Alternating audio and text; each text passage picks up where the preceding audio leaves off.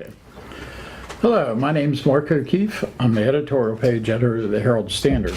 And I want to welcome you to this editorial board meeting today with candidates seeking Democratic Party's nomination in the May 20th primary election for the 52nd District of the State House of Representatives. The candidates are AJ Boni, Marygrace Butela, and Brad Geyer. There are no Republicans seeking the nomination. Members of the Herald-Standard editorial board present today, including myself, are Mike Palm, executive editor, Terry Sneed, managing editor for content, and our community members Bill Long, John Rapano, and Jim Hersick. And we want to thank the candidates for agreeing to come in today and share your views on the issues with our readers and viewers of the Herald-Standard. Candidates will have 3 minutes to give opening and closing statements and 3 minutes to answer questions. Members of the board may ask follow-up questions, and the candidates will have 2 minutes to answer those questions as well. So we'll start with the opening comments, and we'll start in alphabetical order. So I believe that's Mr. Boni. Thank you, Mark, and thank you for having me this afternoon. I appreciate this opportunity. My name is AJ Boni. I'm a township supervisor in Perry Township. Been a lifelong resident of Perry Township for 45 years. I'll be turning 46 in the next few days. I'm married to my wife, Suzanne, and we have a beautiful daughter, Alexis. I've been involved in the volunteer fire department in Perry Township for over 30 years now. I'm the assistant chief down there, and I think we've got a lot to bring to the table as a candidate for the state representative of the 52nd District.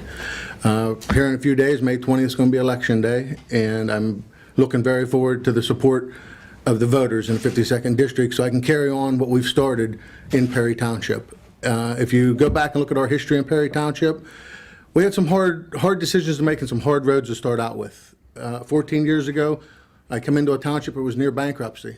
We made some very tough decisions, very hard decisions, and wasn't easy decisions. We had to do the right thing, and by doing that, we never raised taxes in 14 years either. We've come a long way. If you go back into the Herald-Standard archives, you can see some of the things that we've had to go through and accomplish.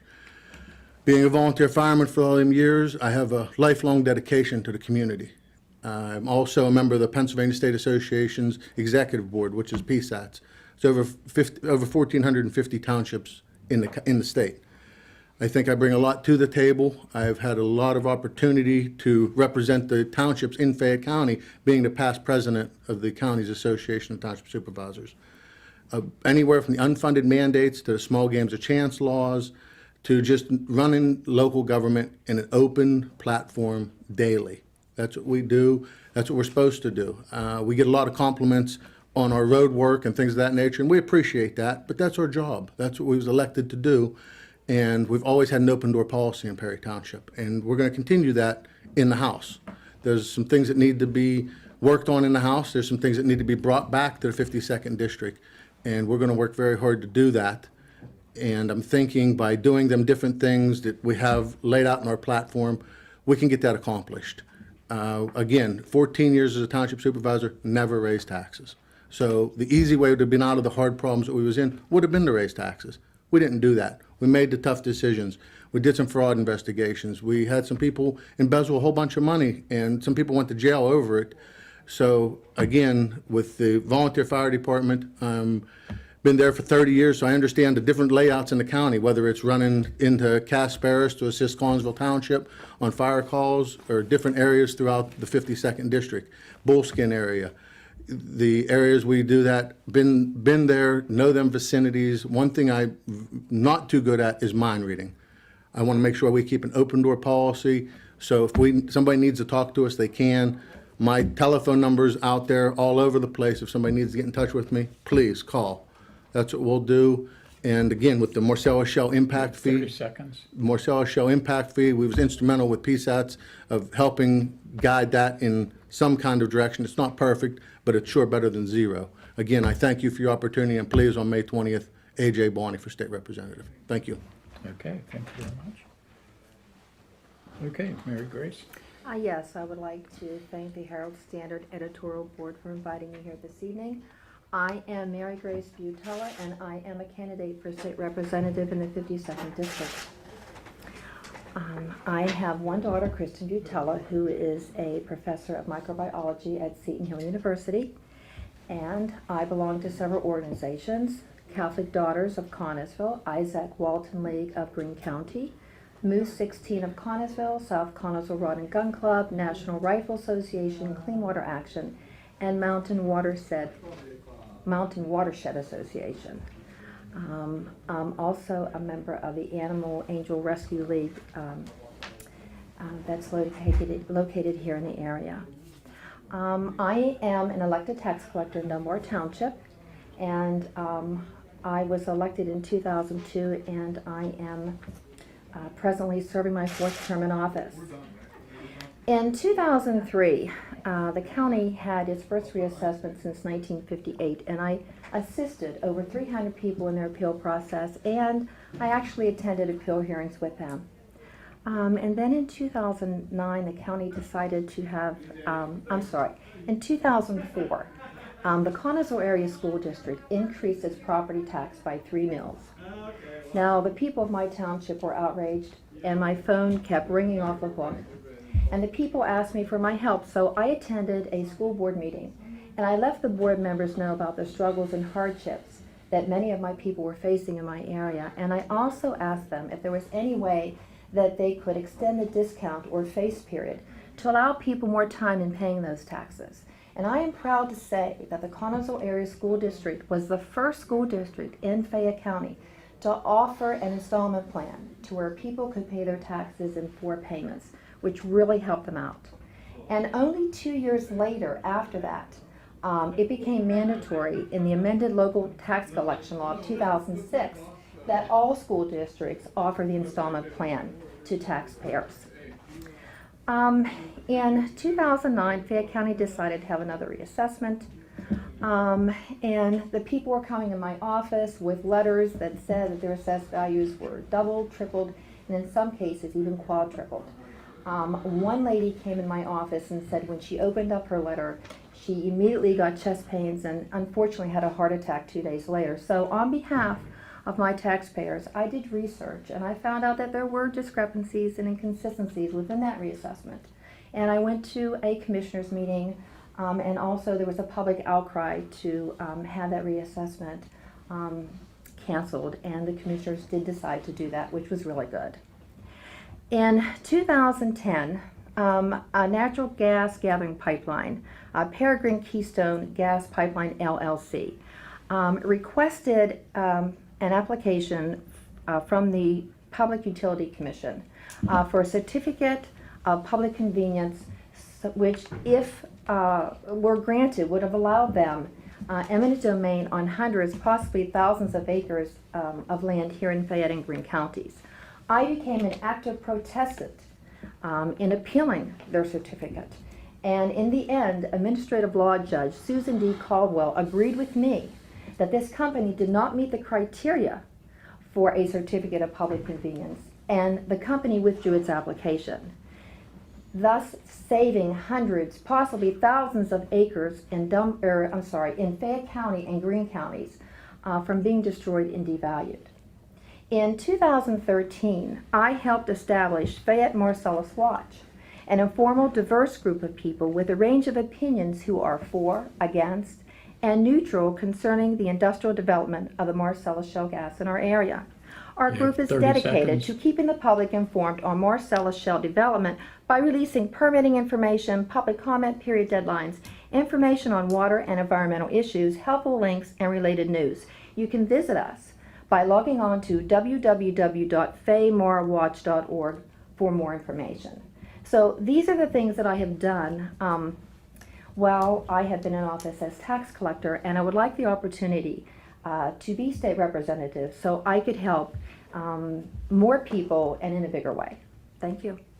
Okay, thank you. Mr. Geyer? Thank you. Thanks everyone for having us here today. My name is Brad Geyer. I'm a city councilman in the city of Connellsville and a candidate for our 52nd District State Representative seat.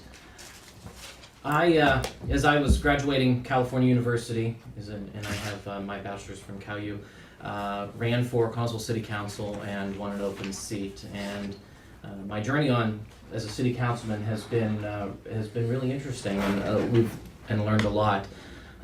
stepped into a difficult situation in the city, and we had a recession that hit Connellsville hard. We had businesses leave town. We had storefronts emptied, and we started battling through that. And we started battling through that by being pro-business and pro-development. We worked hard, or I got to work hard, and made critical votes for the Wide Waters development. It's the Martin's Plaza grocery store that we have in Connellsville. Controversial at the time, and we pushed through and created jobs. And as we look at the city, we've had 2 strip malls built in Connellsville since I've been on a council. We've had our downtown go from a few stores to only a few empty stores, and our 119 corridor only has, I think, 1 rentable space right now. And that's after our community center came on hard times. We've had a resurgence in the community center, and these businesses are coming back to Connellsville, all in the middle of, as the recession's ending. So creating jobs is something that I've worked hard with and hard on, and been with working with developers to bring that to Connellsville, and that's a goal of mine for the 52nd district. I have a unique perspective on the district because I come from a lot of different areas. I grew up in Bullskin Township. I'm a city councilman in Connellsville. I work down with the Private Industry Council down in Uniontown, and I have the theater in Scottdale. The Geyer Performing Arts Center is something that I'm very well known for. I'm president of the board there. It was a turn-of-the-century opera house built by my family in 1900. And I've been able to join the board of directors there and help lead that as an economic driver for Scottdale. Studies show that the theater, per its attendance, has an economic impact on Scottdale of over $750,000 a year. Just that little theater. So these, a lot of volunteering happens in Scottdale at that theater, and that is what I do in my spare time. I'm a member of the Lions Club, and I'm a district officer for Lions District 14M, and really proud of the work we get to do as Lions with our giving and our awareness raising, and a member of a bunch of different social and fraternal clubs around the area as well. This dedication I have to volunteering and being around the community and being from the district as a whole, not just from one community in the district, is why I think I'm the best candidate for the 52nd district, and will enjoy being your next legislator. Thank you. Okay, thank you very much. Okay, we'll start out with the first question, which I'll take, and we'll start out with Marygrace. What makes you the best candidate in this race, and what sets you apart the most from the other candidates?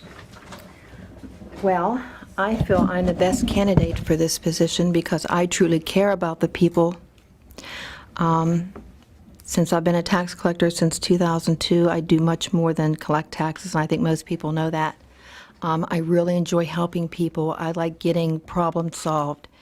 And I just feel that, I can do so much more good for the people of the area if I were their state representative.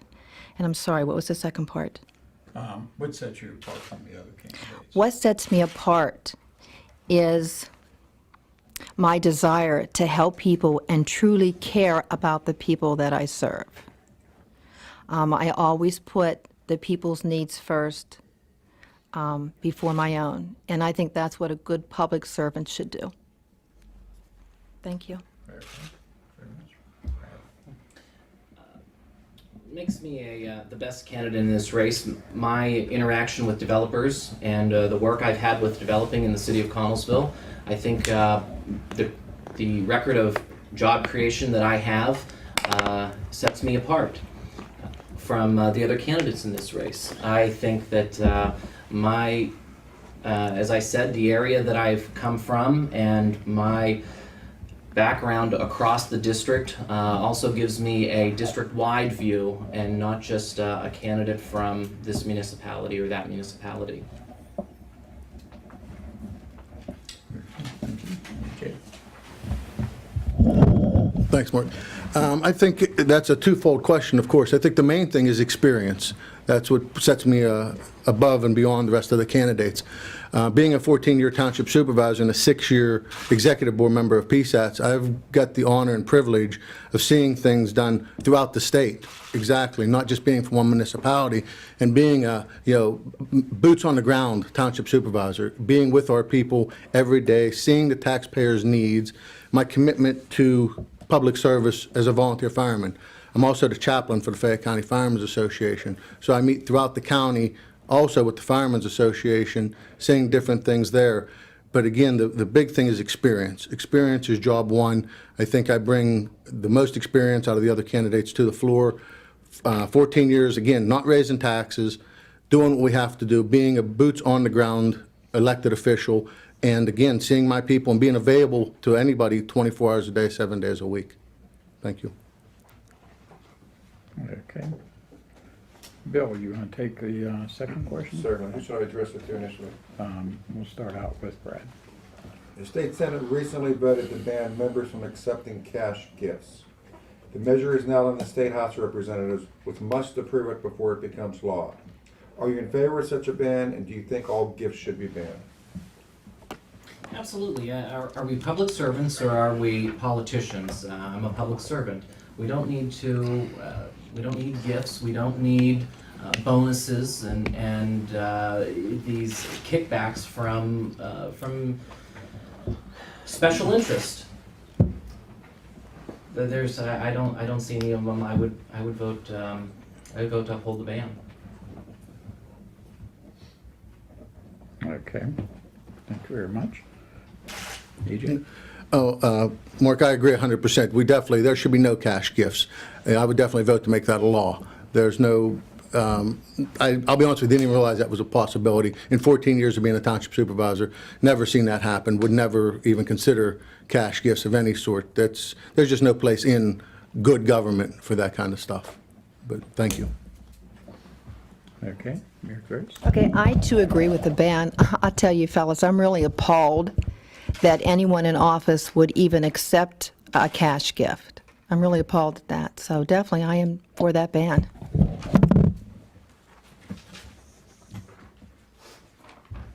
Okay. We'll go to question number 3. You want to take that, Jim? Sure.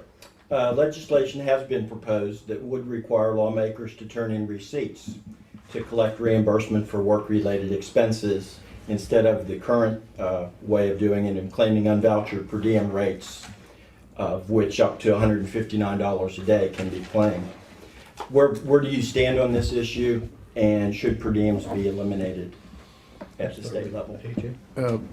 Yes, I agree they should be eliminated. There's no room for that system today. It should be a reimbursement for what you spend. When you're out there and you have to spend your evening or 2 or 3 days, you should be getting the best economic motel room you can get to be able to stay there in the evenings. There should be no per diem system. It's just a pass-aid system. It needs to be upgraded. There's definitely no need for the $159 a day without receipts for that. Then that way there's a track record. We've done it for years in Perry Township. I mean, we don't do anything unless there's receipts. You have to have a checks and balance system. That's the only way you can have a clean audit and do things of that nature. Okay, thank you. Okay. Marygrace? Okay, I definitely agree with that also. And I also agree that our state legislators and our Senate members, they really should not have a car to take to Harrisburg and back. They can use their own car. It's one trip up, one trip back. That's really ridiculous, and that could really save the people, could save the state a lot of money if they would just eliminate those cars completely. But yes, I believe that, receipts should be needed for whatever is spent. That's only common sense, so. Okay. Brad? Absolutely, that's how any private sector job works. I working for the Private Industry Council, if we go on a conference or something of the sort, we have to save receipts and we have to turn them in if we want reimbursements for them. Maybe at one time there was a purpose for it. I don't understand it, but not in today's world. Okay. Thank you very much. Okay, Terry, you want to take question number 4? Certainly. Common Cause and others in Harrisburg have called for campaign finance reform, which would include limits on the size of contributions that can be given to candidates and the amount of money that candidates can spend on statewide races, such as governor, attorney general, and treasurer. Do you agree there should be limits on donations and how much money can be spent on individual races? We'll start with Mary Grace. Well, I tell you, that should have been done a long time ago, because it seems like, money always wins these elections, and that's very sad. And I think that there's a lot of good people out there who could do so much good and would like to run for offices, but, they just don't have the funding or they don't have the political backing. And the thing about it is, when you have political backing for a position, and once you get that position, then you are indebted to the person who got you that job, and that means you may not be serving your constituents in a proper way. So I do believe there should be limits. How much limit? I mean, I don't know about that. I'd have to do some research on that. But, certainly monies like Governor Corbett has gotten from the gas industry is absolutely ludicrous and should have never been allowed. So, yeah, we do need to do something about that. Sure, we need to take a look at what these individual contributions are. There is a freedom of speech issue that we have to be cognizant of. Why should the government be getting involved in a person's free will and what they choose to do with their own resources? So we have to make sure we balance the freedom of speech and what makes common sense for the person. It's expensive to run for office because those with the connections and those in the know are able to raise big money and able to really able to trump the average Joe, and it's hard. So there has to be a balance there, and that's what we have to look for. Do you have any idea about limits? What you would think? I haven't had those conversations with folks yet, and so we'd have to, I'm the kind of person that listens. That's what I've been good at for the city, and those who have worked with me know that I sit and I listen to folks and try to get the best grasp of the issue that I can. So without having been in those conversations, Mr. O'Keefe, I don't know if I don't have any preconceived notion in my head, but I do, I want to sit down and talk these things out. Okay, thank you very much. AJ? Yes, I agree also. There definitely needs to be reform brought to this. There's no reason why it should be an open-ended cap, so to speak. The federal government definitely has a cap. They're only permitted to get in excess of, I think it's $2,500. So there's no reason why, as Marygrace says, that someone like the governor should be getting a blank check written to him. And it's right. It is expensive to run for office. There's no doubt about it. But then again, it goes back to other things. You get out of things what you put into them. So to get your name out there, it comes with a fee, and you have to do that. And dealing, with the local newspaper, you have to pay the fees to do that if you want to get the advertisement done. So you have to be willing to spend some money to do things. But again, when it comes to contributions, there definitely has to be some reform brought to that. It definitely needs reformed. Can I make one more comment? Go ahead. I just wanted to say, I might take this one step further and say that maybe we need to take a look at when folks run for political office, what elected politicians are supporting them and endorsing them, because, that's really not a fair playing field either. So if you're an average Joe and you don't have the connections, you don't stand too good of a chance on winning an election. So maybe we need to take a look at that also. That's why things like today are so important, because we're able to sit in a forum and get our views out to the public, and you guys are willing to put your time out and sit here and talk with us and listen to us, ask us these questions. And that is very true. We definitely need more forums like this. It would have been nice if there would have been a debate held where we could have debated some of the real hard issues, other than, because there is a lot of things that go on that need to be corrected, and we need to have the true story out there and why we are the best candidates. Okay, we'll move on. Question number 5. You want to take that, Mike? Sure.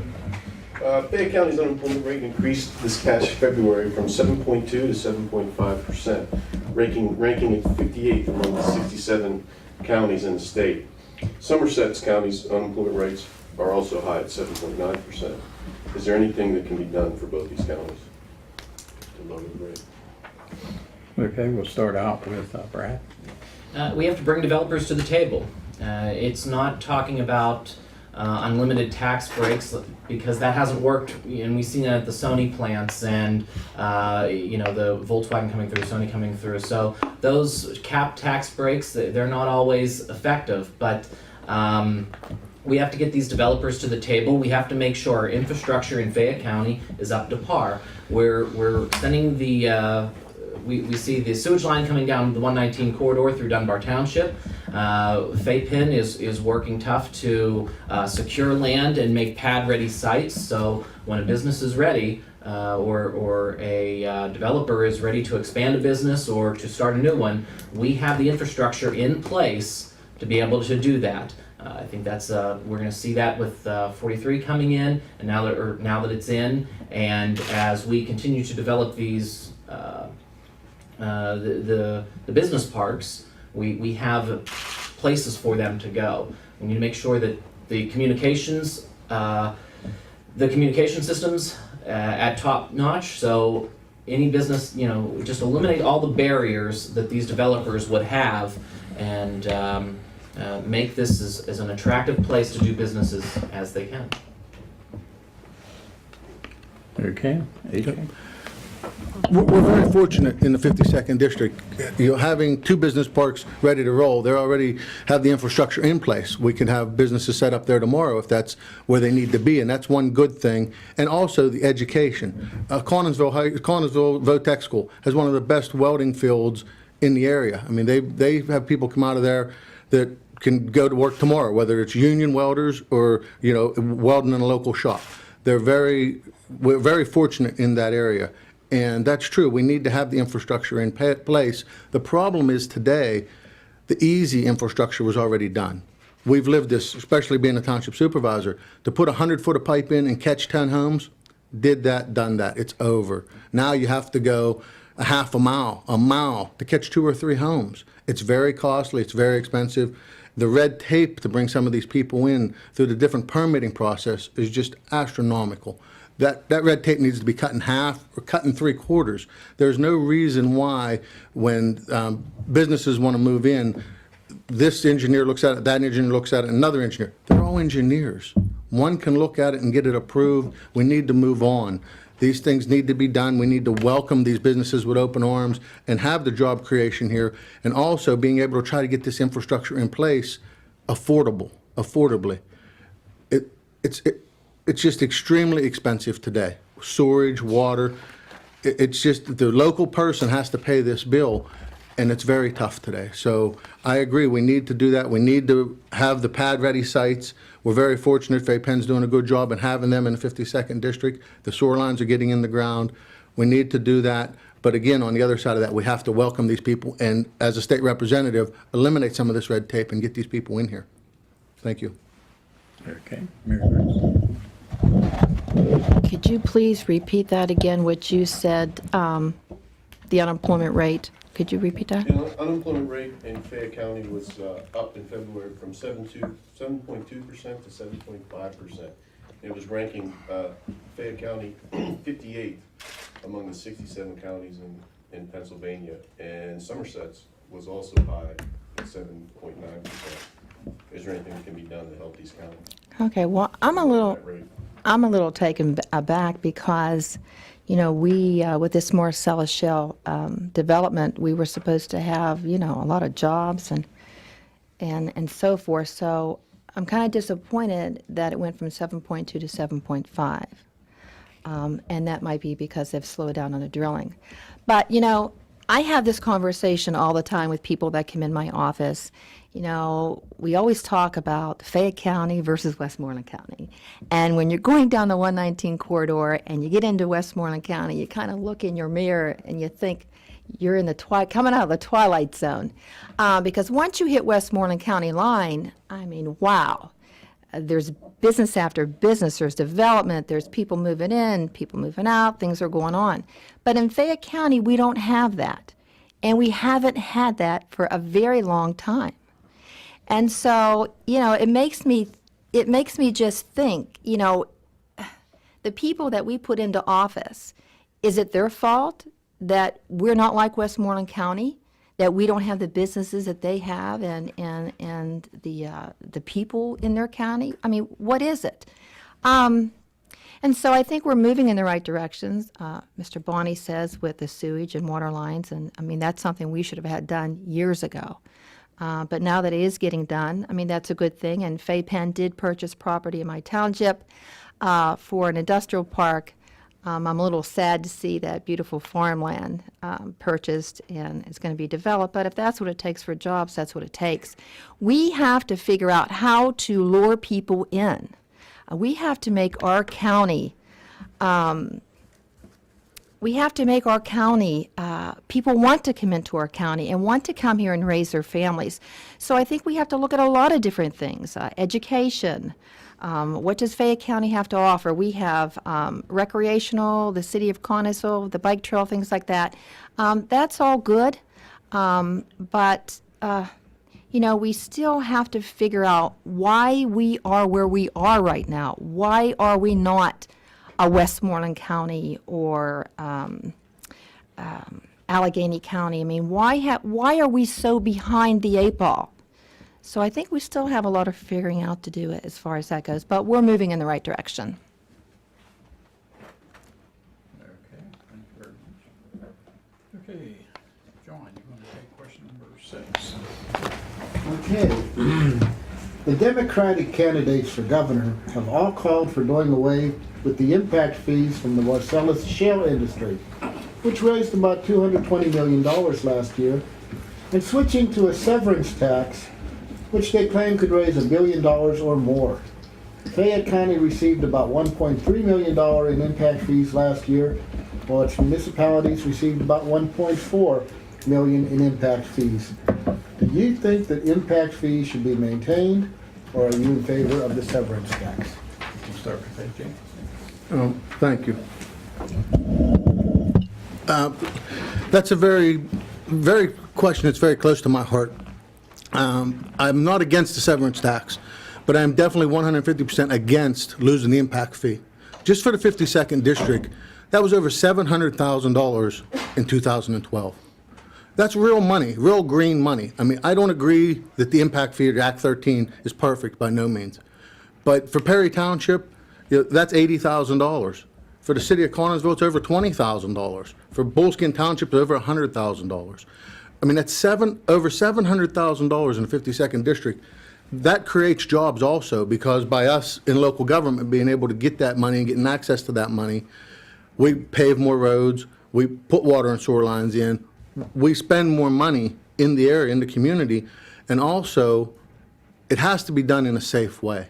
That's the biggest thing. You have property owner rights and you have the rights of doing that. But I think, Mr. O'Keefe, last time I was here in front of you was over the issue about losing county zoning or losing local zoning. We talked about that because Act 13 wanted to do away with and do it with a statewide, basically, zoning. And we opposed that, and luckily the Supreme Court found that was unconstitutional, and zoning stays where it could be. But again, bringing my experience back from the state association, there's municipalities in the state that don't have any zoning, zero zoning. So you can't just zone for the gas companies. So to enact a severance tax, it definitely needs done. The gas company needs to pay their fair share, there's no doubt about it. But it also has to be done by keeping the local share coming right here to local government, not being sent to Harrisburg, not Harrisburg trying to will it back. The one bill I looked at that's out there right now that they're talking about says they keep the impact fee in there. That's not entirely true. It's doled out on a population basis. It's not how it should be. The money needs to go where the impact is. If them wells are being drilled in these local communities, that money needs to come to these local communities. Right now, the way it's broke down with the 60-40 split, again, it's not perfect, but it's sure better than zero. So yes, I am for the severance tax as long as they keep Act 13 in place. Thank you. Okay, Mary Grace. I have a question for Mr. Boni. Mr. Boni, you said that we opposed Act 13, the zoning provision. Who is we? The State Association of Township Supervisors, along with some other townships down in Washington County. Okay, well, as I remember, I attended one of the Fayette County Township Supervisors meeting, and there was a representative from one of those counties who was appealing that portion of Act 13, and he had asked if any supervisors would please support them, not in a legal way, but just support them, with a letter. And I don't remember one supervisor saying that they would support that. Well, Mary Grace, your memory must not.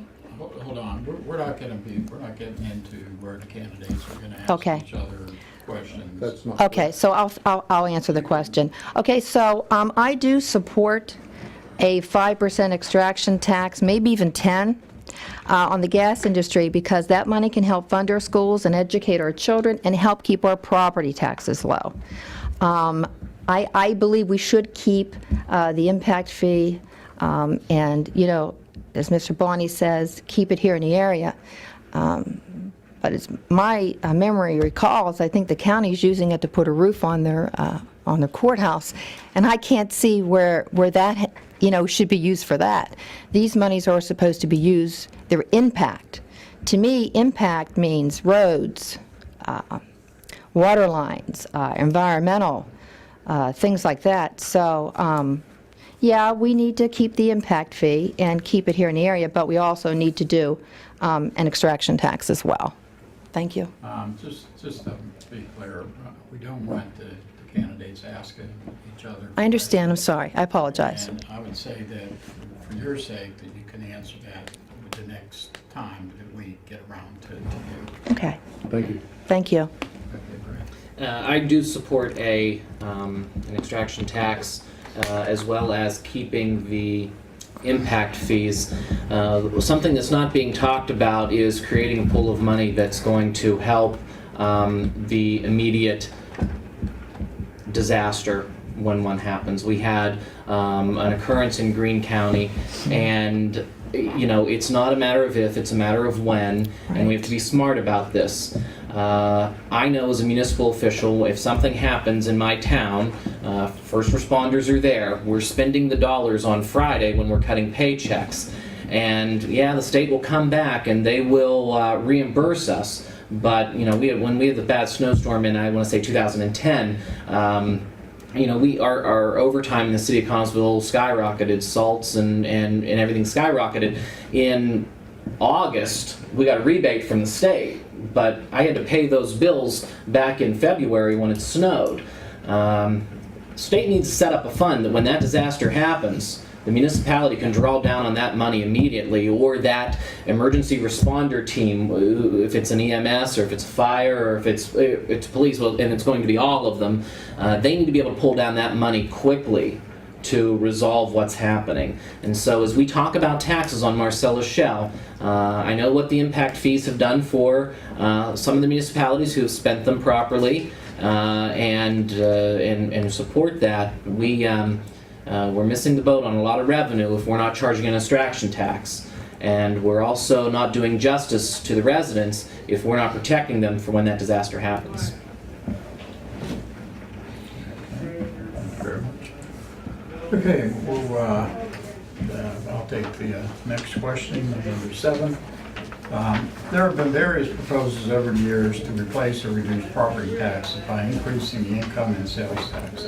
Act 76 is one of those bills, voted down in the House last year. It's still live in the state Senate, being supported by State Senator David Arnold. Under this bill, all the money would go to the state, which would then give each school district the same amount of school subsidies. What are your feelings about Act 76? We'll start with Mary Grace. Well, as an elected tax collector, I can tell you that taxes play a big part on people's minds.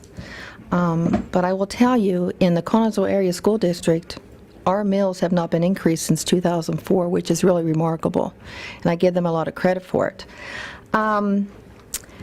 I know that, they talk about eliminating the school tax. Now, let's make that perfectly clear. This is school tax, not county, not township, not city, but we're talking school tax here.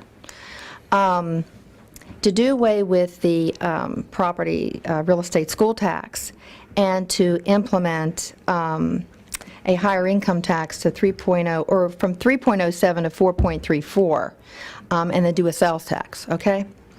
So what I did was, I took an average household of 4 people. Mom and dad's both working. Each one makes $10 an hour, so that's, what, $40,000 a year. And with the increase in the income tax, they would be paying $508 more. And with a sales tax, if there's sales tax on groceries and clothing and things like that, I came up with about $908 more. Now, if their house was assessed for $75,000, with their homestead exemption, they would only be paying, in their discount, they'd be paying $776.16. So we got to be careful here, because in the long run, people may be actually paying more than what they're paying now in school tax. And my concern is, if they do this, what happens if they need more money, they don't have enough? Are they going to raise the income tax up more? Are they going to put another penny on the sales tax? And what about the county, township, and the cities? Are they going to take advantage of it and say, well, you know what? These people aren't paying school taxes anymore, so let's raise these taxes up a little bit. They won't mind. So we have to look at all of that. Thank you. What about the fact that the money would be distributed equally between all the school districts across the state currently? It's property tax. Rich school districts can raise a lot more money than low-income districts such as those in Fayette County. Right, and you're right, and I agree with you on that one.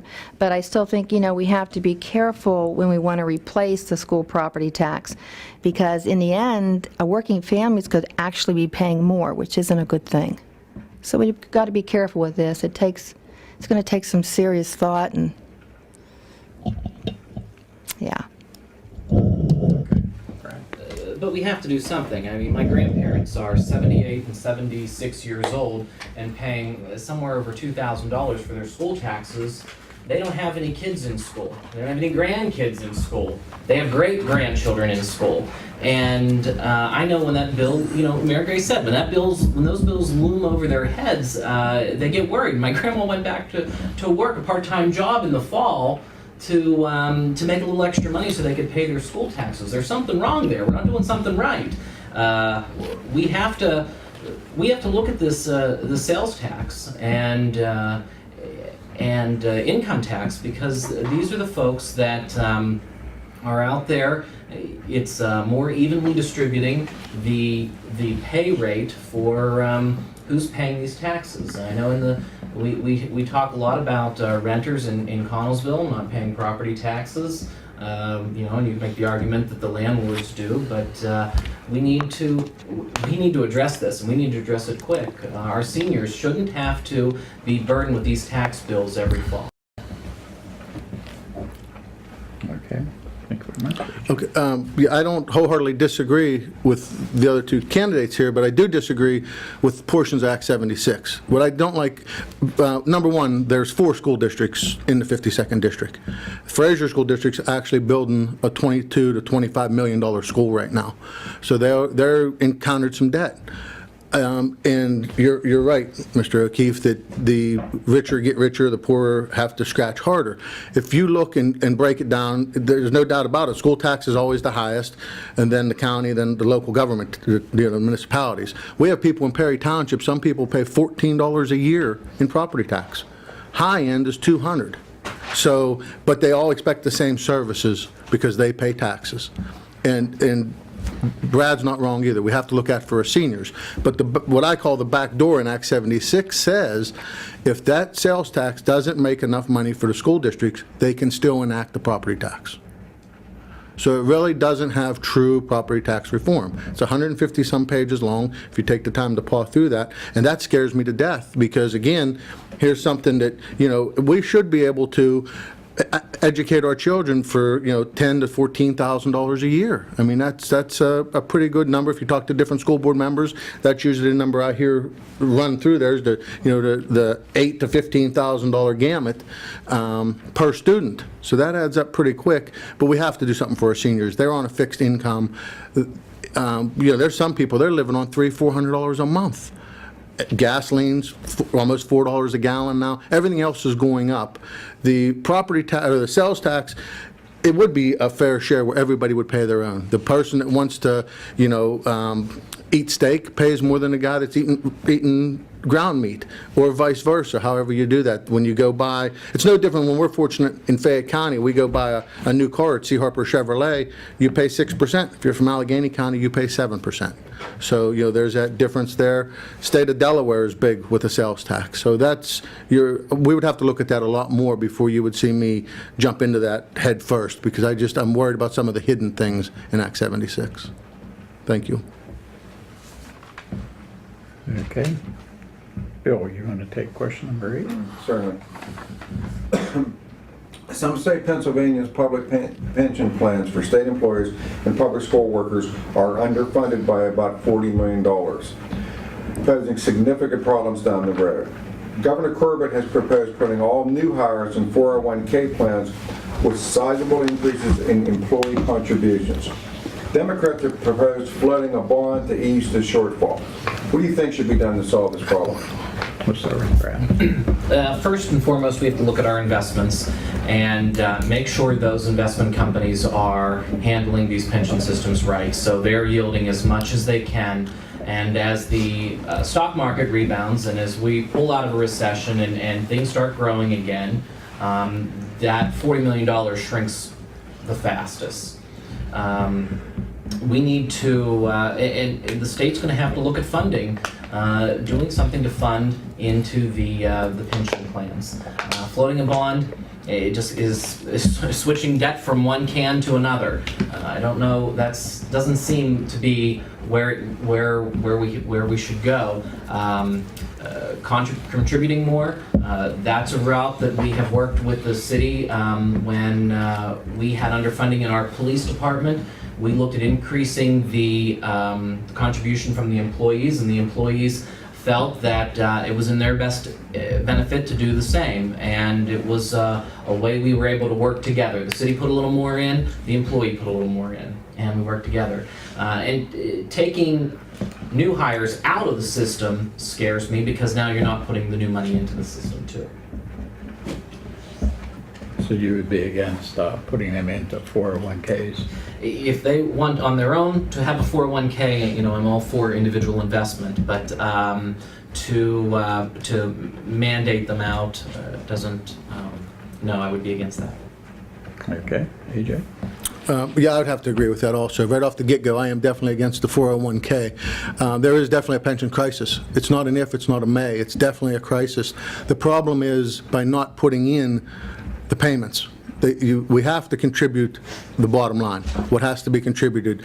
Again, we went through that back in Perry Township when we was near bankruptcy. You can't continue to kick the can down the road. You have to pick it up and throw it in a garbage can and move on. We have to fix this. The legislation just passed some legislation there, and I think it was late 10 or early 11. Need to leave that work its way out a little bit and see how that works out coming down. And that's true. If you would put the new hires into a 401k, the people that are in there now, that investment money wouldn't be going in there. So the retirees and everybody else, there would be a shortfall.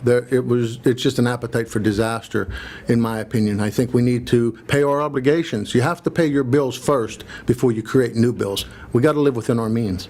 Thank you. Okay. Marygrace. I had a lady that came in my office today to pay her taxes, and she had worked for a company for 20 years. She gets no pension. The company claimed bankruptcy and moved out.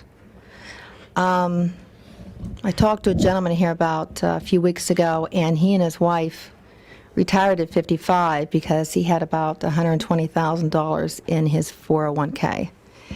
And after he and his wife retired, he found out it was down to $25,000. Now they both have to get jobs.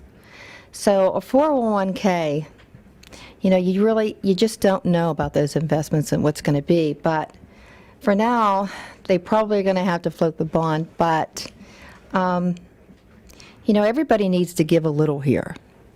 And this doesn't have anything to do with the school and the pension, but I just found out recently that my township pays $158 a week for the employee's pension. Now, that's a lot of money. So I think, you know, for the new hires, I mean, what else could the governor do here? He probably didn't have a choice here, but we should float the bond, and we should, who knows, perhaps the extraction tax can help the pension fund. But, you know, these folks who work, you know, they do deserve their pension like everybody else, but at the same time, there are people that are losing their pensions or getting their pensions cut. So.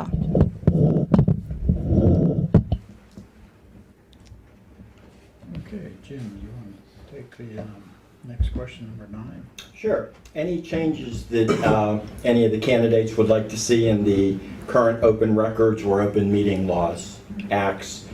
If you do see any changes, would you also be in support of stiffening fines and penalties for violators of the act?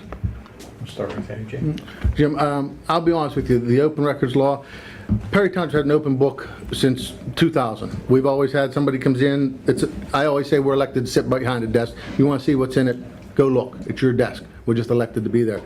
The stiffer penalties for violators, sure, that would probably be a thing. I'm not familiar with that on our level. I mean, like I said, we run an open book policy. We don't have anything to hide. You want to look at our pay stubs, you want to look at our pay hours, whatever you want to look at, fuel slips, it's an open book policy.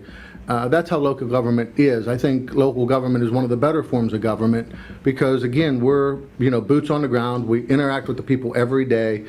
They see where their money's going. You know, you can have anybody, whether it's somebody that lives in a city or somebody lives in a township or a borough, it's not hard to see where their money's going or not going. And if they see there's a problem, they need to step in and ask that. But sure, under the open records law, I think by making the penalties stiffer, the problems if there is problems, then it needs to be enacted. But again, in our end of the world, the opens record law, we don't deal with it too often because, again, we have an open door policy. Thank you. Okay, Marygrace. Well, I've done some open records requests myself, and I've never had any problems with our county or our township. And I believe they have 5 days in which to respond. And you know, whoever the open records officer is, whether it's on a municipal level, county level, state level, that really doesn't give you much time because by the time you get the request and you know, do the research and things like that. But I've never had any problems. But you know, I would not be opposed to stiffer, you know, penalties for those who don't go by the rules or follow the rules. But like I said, I've never had any problem here in Fayette County. All the agencies I've ever dealt with, I got a quick response and never had any complaints. Okay, Brad. I agree. I support the open record policy, and I think that stiffer penalties are welcome. If somebody's going to act that way to try to deceive the public, well then slap them. I mean, it's that simple. We're there to serve. We're not there to serve ourselves. And we need to make these things open. Very seldom do we have an open records request at the city level. I'm really trying to rack my brain to if I know of one, but you know, our city clerk's our person, and you know, so we don't, you know, like AJ's saying in the township, I think all of our local governments are very transparent because you're dealing with your neighbors. This is on the state level where we want to make sure anybody can find out anything they want. And it goes back to when we talked about earlier about the per diems and the receipts for what you're spending. It all needs to be on the table so everybody can see it. It's common sense. Okay. Question number 10. Terry, you want to take it? 19 states have legalized marijuana for medicinal purposes. 3 states have legalized marijuana for recreational use. Do you think Pennsylvania should legalize marijuana for medicinal or recreational purposes? We'll start with Marygrace. Well, I know in those states that they have complete legalization. They're bringing in a lot of tax revenues. I do know that. You know, I've been watching some programs on CNN, and it seems like there is a a need for the marijuana use as far as being administered as a medicine. So I definitely am in favor of that, if it can help people. As far as legalizing it across the board, I'm sure that would solve all the problems there are with the pensions and property tax and all of that. I'm sure of that. But, you know, I don't know. I don't know what the outcome of that would be. We'll have to wait and see in these other states what happens as far as the addiction to the marijuana and crime rates and things like that. So I think it's best if Pennsylvania just we wait and see, how these states do. But yes, I would be in favor of legalizing it for the purpose of helping people. So you'd want to see more of a societal reaction to change. Yeah, absolutely. Colorado. Right. And that might take several years to see what happens there. Okay. Yeah, I am 100% in favor of legalizing medicinal marijuana. We have a little girl in Connellsville that has an affliction that it helps her. And it is absolutely outrageous that we're not doing everything within our power to ease this little girl's pain. It's absurd. It needs to legalize tomorrow. There's the case law in the books. Case studies on the books that show where this can help, and we need to move forward with it. But just like New York's waiting to drill Marcellus, we can wait on the full legalization to see how things are affected in Colorado and Washington, and how how that is as an economic driver for those states. Certainly can use the resources, and I believe that the bang for the buck is there in the end. Let's take a cautious approach. Let's get the medicine on the books first. It is what's needed. It's what can help some folks. Okay, AJ. Thanks, Mark. First off, I'm 150% against making it for recreational use. It should not be approved for recreational use. To help people that are having health issues, it needs to be done, but it needs to be done in a pill form, not so much in the smoked variety, because of the other problems that comes with smoking it. There's some studies out there, and if you look at some different laws, there's different things that are available right now in the pill form, actually, that can help, and it does. I mean, there's case record that shows that. I think if it would be approved, it would have to be, in the smoked variety, it would have to be held under a very, very close problem, because you see the problem we're having now with the addictions in Fayette County, with other things, with some of the bad pharmacists we're having. So you'd have to really keep that under a very close check and balance system. But again, I would be more in favor of it in the pill form or the liquid form. I wouldn't be really, I don't like the idea of the other problems that'll come with the idea of smoking it. It'll help one problem, but then it's going to give you a couple other problems also. So again, I'm definitely against recreational use. Thank you. Okay. Okay, this will be our last question. Mike, you want to ask that one? Sure. There's been talk about reducing the size of the state legislature. Where do you stand on that? Also, do you think there should be limits on the number of terms lawmakers serve? We'll start with Brad. I am in favor of reduction in the size of the legislature. I know, our current legislator didn't support that. However, I do. I mean, there was a time when having that local office was very important. Today, we disseminate information so quickly and easily, and through so many different media, that having that we can cut the size and still provide the services we need to the constituents. The second part of your question. On Also, do you think there should be limits on the number of Term terms? limits, term limits. I talked about freedom of speech before, and I kind of I lean towards freedom of speech now. The voters have their own way of setting term limits for those ineffective leaders, and it's something that I think that the voters can handle that. They don't need that dictated to them. Okay, AJ? I'm also in favor of downsizing the size of the legislature. I pride myself on accessibility, and when I'm fortunate enough for this House race in the 52nd District, I'll be available to the people. It does need downsized. To have all them legislators, it's just too big. There are different things, and it's very true with the way we email today and the different technologies, and having the offices in the districts. That's what we have to be. You still have to be, boots on the ground, hands available. You got to intertwine with the people every day, because that's who you are. You can never forget where you came from. And myself being a township supervisor and being involved in that, my mother's always been very good at keeping me grounded. So if you think you're going to get out of that, that's still not going to happen. And I actually agree with Brad on the voters. One thing with this House race, it's every 2 years. So in 24 months, they get to speak again. There's no doubt about it. So I'm not in favor of a term limit. I think the term limit's at the voters' box. Thank you. Okay. Okay, I'm going to disagree with my opponents. And I'll tell you why. Because my office, right now, I'm getting overflow from people who have gone to the representative's office. Maybe they were busy, so they come to my office.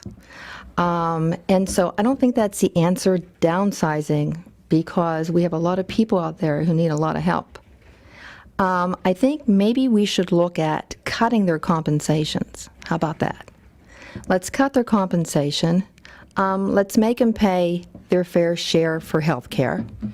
But yet, still have offices where people can go to for help. Now, if you downsize, that means your area is going to be bigger, and you're certainly not going to be able to attend to the people's needs like you should.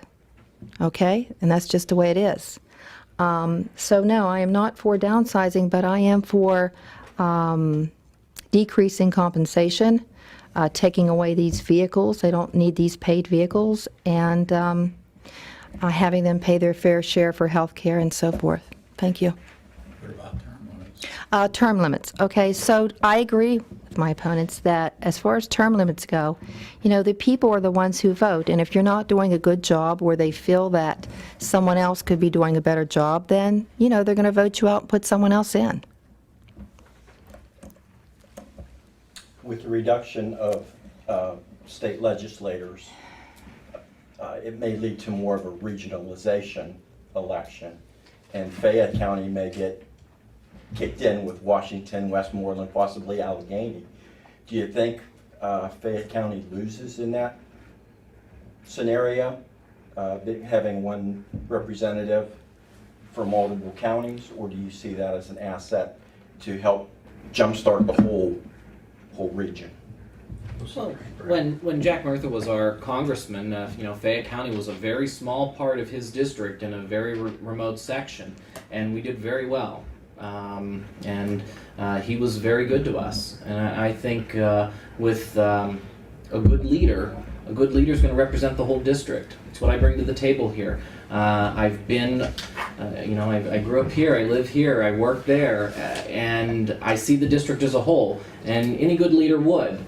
And so I think that if we do expand the footprint of the district, you may have more competition coming out of different areas that aren't the Fayette County born and raised candidate, but those good leaders are gonna be there for us.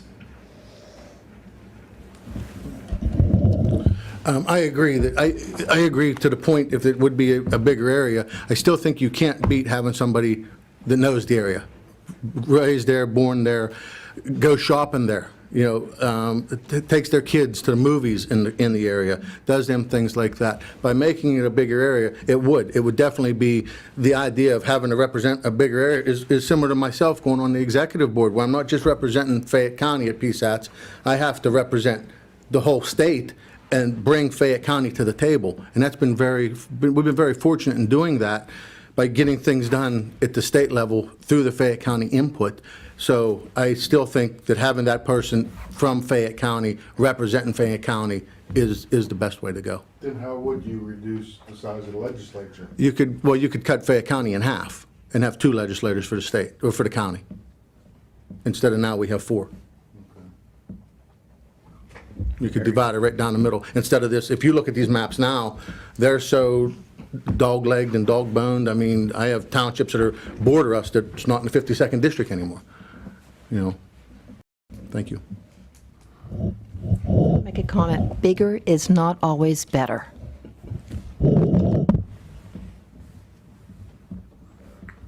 Okay, that's going to finish up our questions. We're going to get into our closing statements. All the candidates now will have 3 minutes to address anything that you want to talk about, whether it's something that is a question or whatever. The floor is yours, and we'll start with AJ. Thank you, Mr. Keefe. Again, I'm AJ Boni. I'm running for the House of Representatives in 52nd District. I've been very fortunate in my past 35 years. Like I said, I have 30 years in the township as a volunteer fireman, the 14 years as a township supervisor. So then to get to my age of 45, going to be 46, I think that helps me bring things in the state legislature as being on the executive board for PSATS for the last 6 years. There's been different things that go on that we need to continue, that needs to be done for the 52nd District. We need to continue to, we was talking about jobs earlier.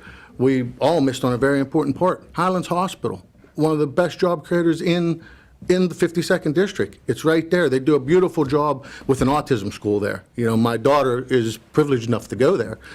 They do a great job. Highlands Hospital creates family-sustaining jobs. So we just don't have to look past our nose to see what we need to get accomplished in this district. Again, the idea of bringing things as simple as water and sewerage. This is 2014, and people don't have public water today. The other problems is that there's so much red tape. Look at the red lights, for instance. All these red lights throughout the district. Local government has to maintain them. There may not be a local road anywhere near that red light intersection, but it's still responsible for local government to pay that bill. Could be state roads on all 4 corners. If it's in the Perry Township or the city of Collinsville or Bullskin Township, the local government got to pay for that.